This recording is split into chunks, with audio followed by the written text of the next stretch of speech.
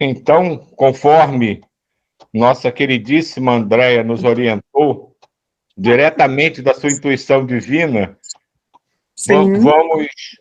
Hoje a gente começa o segundo livro. Isso é uma série de livros escrita pelo Espírito Manuel Filomeno de Miranda e psicografada pelo Divaldo Franco, que fala exatamente sobre esse momento, né, que a Terra passa, né, de transição planetária, e ele descreve um pouco dos trabalhos das equipes espirituais em todo esse processo, como ela vai se desenvolvendo, né? E nós, coincidentemente, no último dia de reunião do ano passado, né, nós encerramos o primeiro livro, e agora, no primeiro sábado, nós vamos começar o segundo livro, né, que tem um título muito sugestivo, né, Alvorecer de uma Nova Era. E o primeiro capítulo mais ainda, né, que é Responsabilidades Novas. Né? Quando a gente fecha um ciclo e inicia outro, normalmente a gente pensa em não apenas sedimentar o que a gente aprendeu no ciclo anterior, mas começar novos projetos. E isso está diretamente ligado a responsabilidades novas, que é o que a gente vai começar a expandir. O que a gente conhece, o que a gente vivencia e, principalmente, o que a gente pode fazer nesse projeto todo de integração na transição planetária. Muito bem. Obrigada, Silvio. Foi ótimo. Obrigado a você. Vamos lá. Responsabilidades novas. Em nossa comunidade espiritual, como certamente em todas as outras, o trabalho é bênção incessante que nos motiva ao desenvolvimento dos valores morais adormecidos, convidando-nos ao crescimento interior para a conquista da plenitude. Acostumados às tarefas do cotidiano, acompanhamos os programas de apoio e de estímulo ao progresso do querido orbe, assim como dos seus habitantes, especialmente nesse período em que se operam as grandes revoluções prenunciadoras da transição moral por que passa. Invariavelmente, às noites, terminadas as tarefas... Eita, no celular fica cortando a palavra, ó. Desculpa, gente. Invariavelmente, às noites terminadas... Desculpa. Invariavelmente, às noites, terminadas as tarefas que nos competem, comparecemos às reuniões de estudos, às conferências e discussões sobre o desenvolvimento intelecto-moral, adquirindo conhecimentos para serem aplicados nas experiências evolutivas que nos dizem respeito, ou nos entregamos à meditação concernente à vida e a todas as fantásticas concessões da divindade. Silvia quer falar? Não. Eu achei que queria. Vamos lá. Não, se você intuiu, então vou dizer qualquer coisa. Pronto, diga. Não, é interessante, invariavelmente, às noites, terminadas as tarefas, eles faziam reuniões de estudo, né? Então, isso lembra um pouco o que a gente faz nas reuniões, principalmente da terça e da quinta, né? Que todo mundo a gente brinca até mais tarde, até daqui a pouco, mas é exatamente isso que acontece, mano. Como aqui, como a gente vai para o nosso dia a dia, quando sai das reuniões da manhã, a gente não sente tanto isso. Mas parte da nossa mente, parte do nosso ser, faz exatamente isso. Terminada a reunião, a gente se reúne para debater o que aconteceu. Tá, então faz. Porque o microfone da Sami tá maluquinho. É que aqui tá parecendo que tá fechado. Mas... Ah, tá dando eco pra todo mundo. Tá dando eco para todo mundo? Menos para você.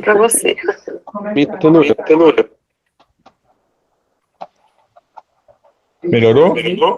Não, Tá tudo bem? Continua? Agora, não. Continua. Mudei aqui, Não. o tablet ficou melhor. Desse modo, vez Pode que ler, outra... pode ler. Posso? Desse modo, vez que outra, somos convidados a participar de labores específicos, particularmente quando alguns deles são direcionados aos irmãos que habitam o planeta terrestre, que muito nos honra e estimula ao prosseguimento das ações renovadoras.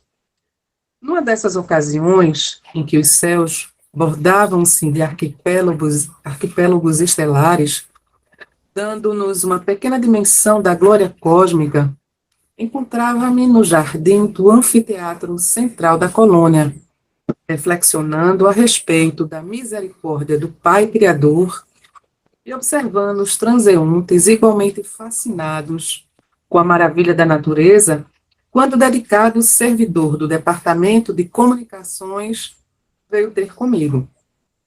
Apresentava-se jubiloso, traindo as emoções que o visitavam naquele momento. Sempre gentil, tornara-se excelente servidor que se notabilizava pela fidelidade ao dever, sendo-me amigo afeiçoado.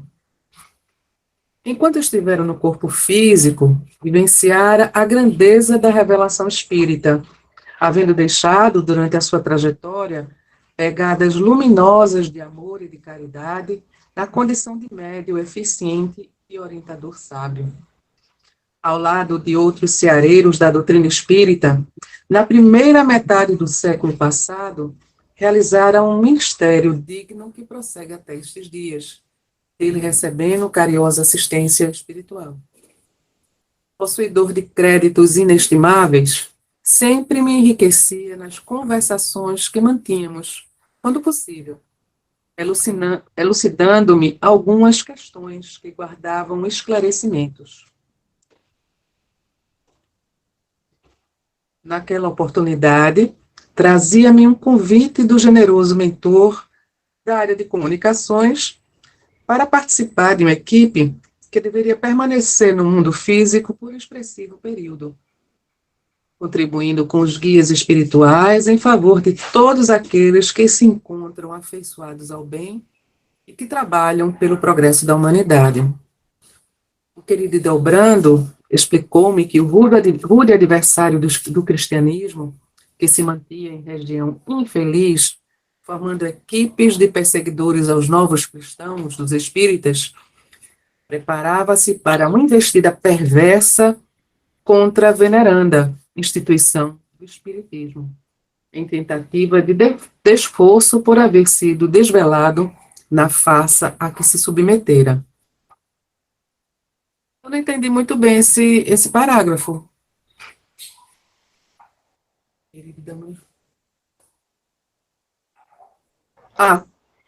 Oi, chega. Alguém quer comentar?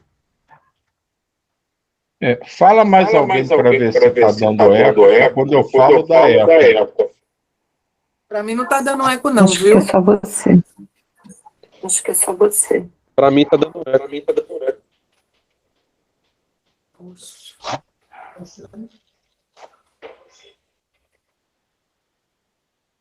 Continuo? Eu não sei porque está dando eco, não.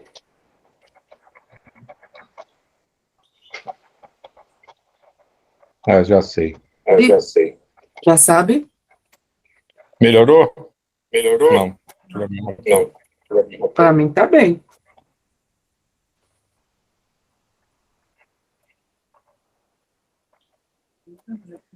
De imediato, recordei-me do fato de que participara com os nobres amigos do trabalho mediúnico e senti-me espicaçado na curiosidade, interrogando: trata-se de alguma invasão de consequências perversas para os obreiros de Jesus? Sem dúvida, respondeu-me de maneira grave. Como o amigo Miranda não ignora, o mal encontra-se enraizado no cerne do ser que o adota, como natural consequência da prepotência e da soberba mantidas por demorado período. Não tendo como descarregar as energias mórbidas naqueles que crê serem seus inimigos, permanece com a ideia fixa no desforço até quando a oportunidade se lhe apresenta.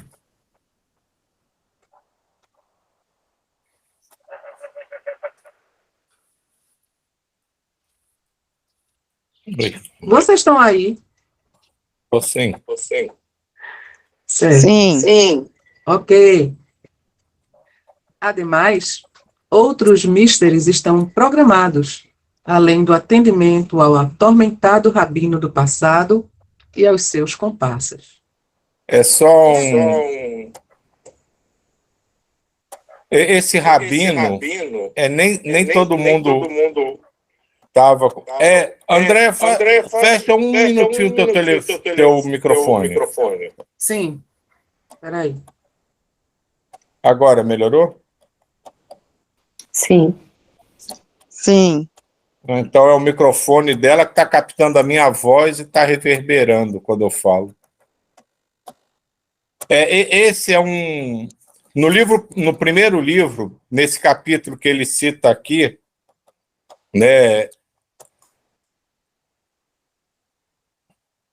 Aqui, veja capítulo 20, o enfrentamento com as trevas. É o seguinte, é um trabalho que eles fizeram no primeiro volume, em que a equipe atendeu a um rabino que ele veio com todo um exército preparado para uma batalha, né? Mas, lógico que a espiritualidade não permitiu que isso acontecesse, isolou só esse rabino e conversou com ele, mas não fez nada. Deixou que ele saísse, e o tratamento direcionado a ele e a falange que ele está criando nesse exército para combater não só o espiritismo, mas todos os grupos em que ele acha que está em desacordo com o pensamento dele, ficou para o segundo livro. E agora a gente está começando o livro com essa preparação para lidar com essa falange que esse rabino criou só para propagar a destruição dos grupos que não concordam com o pensamento dele.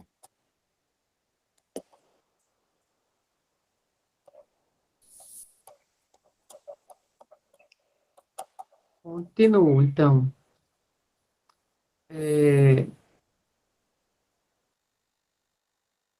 E adindo, essa parte ali, né? E adindo mais algumas informações, prosseguiu. Os companheiros reencarnados ouvidam, não poucas vezes, que os dois mundos, o físico e o espiritual, interpenetram-se, não havendo fronteiras definidoras, o que permite um intercâmbio constante entre os seus habitantes. Anestesiados na matéria, embora divertidos quanto à necessidade da vigilância, facilmente deixam-se empolgar por atitudes agressivas e pelos métodos de comportamento mundano totalmente diverso daquele que deveriam vivenciar, assim facultando a vinculação psíquica com os demais infelizes, cedendo passo à sua interferência em conúbios lamentáveis obsessivos. Ótimos teóricos e observadores do que se passa à volta, quando se trata de questões que lhes ferem diretamente os interesses, deixam-se arrastar pelo ressentimento, pela ira que se transforma em cólera e os intoxica, tornando-se de fácil manejo por aqueles aos quais deveriam oferecer resistência pelas ações dignificadoras. O orgulho, esse filho espúrio do egoísmo, é o grande adversário dos seres humanos, que se consideram especiais, sempre credores de respeito e de consideração, embora não os ofereçam, na mesma medida, aqueles que tomam como perseguidores. Sensatos e imaturos criam situações de difícil solução, apenas pela maneira de tratar as questões que deveriam ser solucionadas pelo entendimento fraterno e pela amizade real. Bacana isso, né? Portadores de uma sensibilidade mórbida guardam ressentimentos e deblateiram incessantemente quando contrariados, abrindo campos vibratórios à interferência de mentes espirituais viciadas, perturbadoras e zombeteiras, que lhes vinculam, assumindo posturas infelizes em relação ao seu próximo, a quem deveriam amar e compreender. Desse modo, comprometendo-se o trabalho do grupo no qual se encontram. Não poucas instituições nobres, portadoras de objetivos elevados na construção do mundo melhor, esfacelam-se em razão desse comércio inditoso com os espíritos ociosos e vingativos, pondo a perder todo o esforço conjunto dos abnegados mentores e dos dedicados missionários de quem se utilizam. Enquanto não haja uma consciência responsável do trabalhador do Evangelho, que supere o egoísmo e a necessidade de projeção da imagem, a batalha gigantesca prosseguirá. Após uma ligeira pausa, acrescentou. Amanhã às 20 horas. Oi, Silva. Não, esse último parágrafo eu acho muito interessante, porque o que ele fala aqui, né? Enquanto não haja uma consciência responsável no trabalhador do Evangelho, que supere o egoísmo e a necessidade de projeção da imagem, a batalha gigantesca prosseguirá. E isso faz muito parte de nós, né? De nós, que eu digo todos nós mesmos, né? Porque ainda são as características muito fortes que a gente traz enquanto a gente caminha aqui na Terra, né? A gente sempre tem, por mais desprendido que a gente procure ser, por mais que a gente tente colocar aquilo tudo em prática, nós, como ele falou um pouco mais acima, somos ainda muito mais teóricos do que práticos. A gente tem facilidade de entender a teoria, mas ainda muita dificuldade de colocar toda aquela teoria em prática. Então, muitas vezes, né, o que a gente vê, né, nesses embates que ele descreve aqui, esses espíritos que são contra qualquer tipo de trabalho mais amoroso, descrito por esses grupos espirituais, eles têm uma teoria muito ampla, eles conhecem muita coisa, mas deturpam a forma de colocar aquilo em prática, porque o entendimento deles é muito restrito ao ponto de vista deles. Então, tudo isso, né, eu vejo como uma necessidade que a gente tem de expandir os nossos horizontes, as nossas mentes, para não permanecer esse segregacionismo, né, que tem, né, a espíritas de um lado, católicos do outro, ateus do outro, umbandistas ali naquele canto. A gente ainda vê as coisas muito de forma setorial. Mesmo que a gente tente expandir a nossa mente, a gente sempre tem um resquíciozinho que ele não entende bem porque ele não conhece tal coisa. E isso a gente precisa mudar. A gente precisa ver tudo realmente como uma coisa só. Isso é um trabalho muito complicado e muito difícil, da gente conseguir enxergar tudo da mesma maneira. A gente não consegue nem de um dia para o outro nos ver da mesma forma, imagina o que está do lado, né?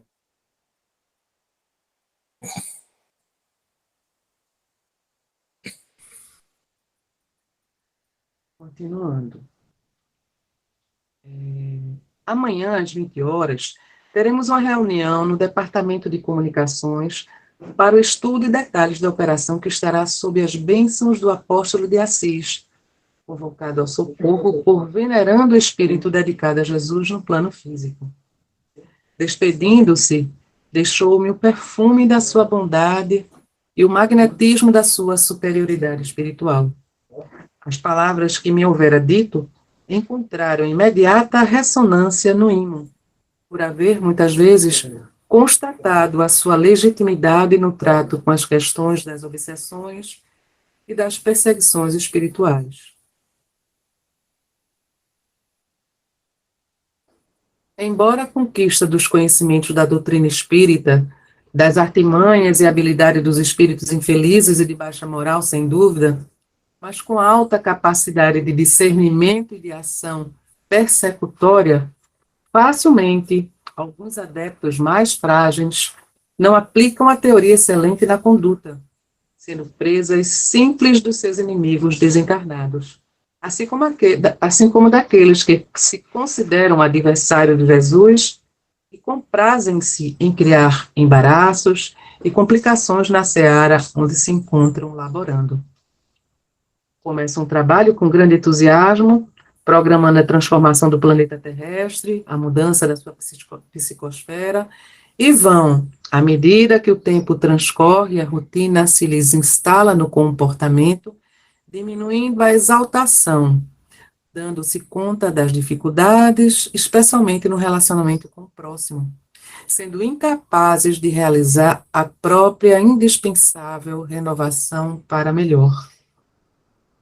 Meditassem mais nas preciosas lições do Mestre, sempre convidando-nos à vigilância e à oração, assim como nas orientações seguras de Allan Kardec, exaradas na codificação, bem como nos conteúdos das comunicações mediúnicas, considerando-as não somente belas, mas, sobretudo, portadoras de ensinamentos graves, merecedores da mais alta consideração, e certamente resistiriam com mais vigor às situações perturbadoras. Tome lição. Tome puxão de orelha. Esse ponto, assim, toca numa coisa muito delicada, né? Que é aquela ponto de que a gente vê uma coisa nova, se empolga e sai abraçando, né? Vamos nessa. E a coisa o tempo vai passando, a gente vai vendo que não é tão simples, que é trabalhoso, e às vezes a gente se desencanta, né? E muitas vezes até abandona.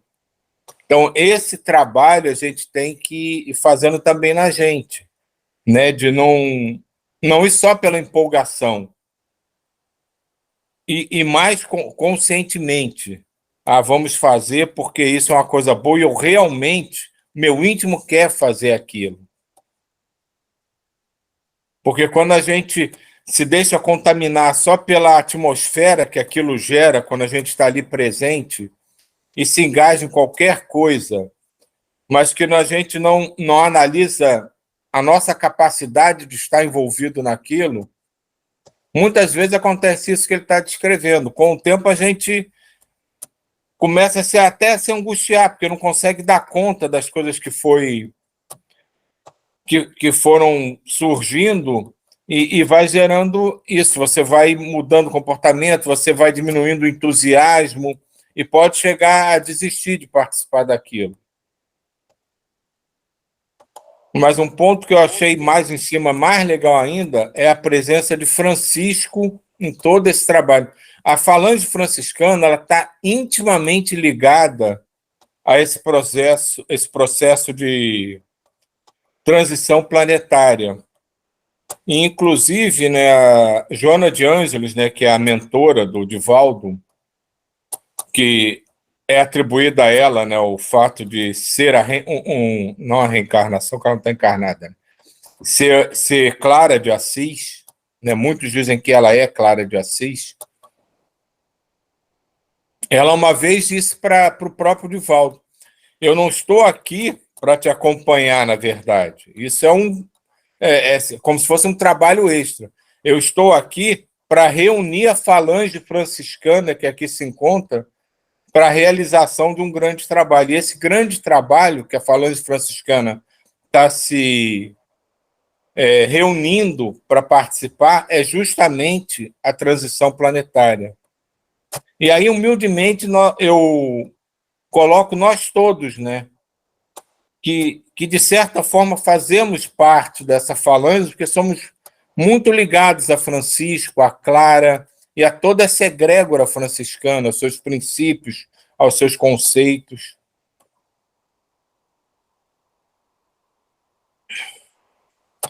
Mas acho que a gente pode parar por aqui.